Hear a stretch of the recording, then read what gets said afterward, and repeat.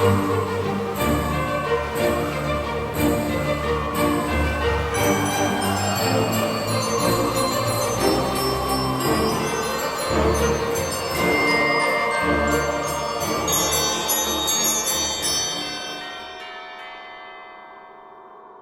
everybody, my name is Slushy, and welcome to another Scary Stories to Keep You Awake at Night, Christmas edition. In 1997, Colton Perkins sat up in bed.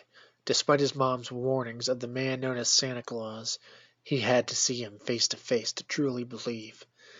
He'd seen leaked images of the supposed Santa Claus, a hideous, grotesque face, gnarly teeth like that of a vicious demon. Suddenly, he heard stomping in the living room, then heard something ruffling the tree. Moments later, the glass, once filled with milk, was set back down with a loud clink. Colton opened his bedroom door and peered into the hall, adjusting his eyes for the darkness. He heard a snarl. Hesitant, he looked up. Staring back at him was the hideous, grotesque face of Santa. He snarled and opened his mouth wide, sliding Colton's head inside. With one sickening crunch, he decapitated Colton and left his body behind.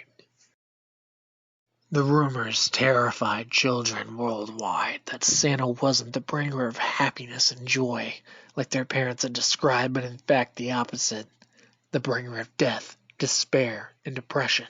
A group of 3 children crouched behind the couch with expecting eyes as there were footsteps on the roof, then the ruffling down the chimney. With a loud slam, a man dressed in a red and white suit, stained with someone's blood. One of the kids gasped, attracting his attention. He flipped the couch over, trapping the children beneath it. They screamed in horror. He looked down on them. Do you know what I wanted for Christmas? The little children stared, horrified. Brand new axe.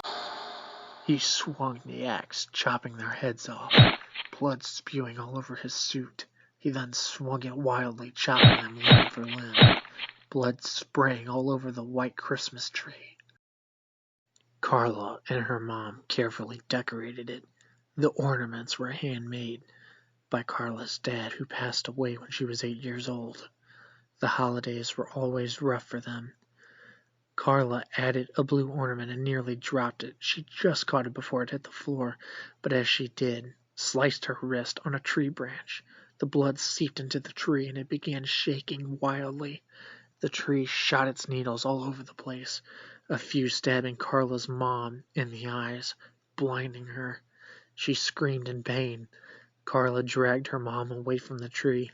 It followed her into the hallway. It reached for her mom's legs, pulling her back, the needles on the tree slicing her flesh open, tearing through ligaments and muscle, scraping the bone. Then it impaled her with a branch right through her face. Carla screamed out, but her screams were soon silenced with a mouth full of needles. She began choking. The tree trudged her way as she fell to the floor on the verge of passing out. The tree picked her up, impaling her through the wall, knocking down pictures of her dad. That's when the tree spoke. Carla, I must have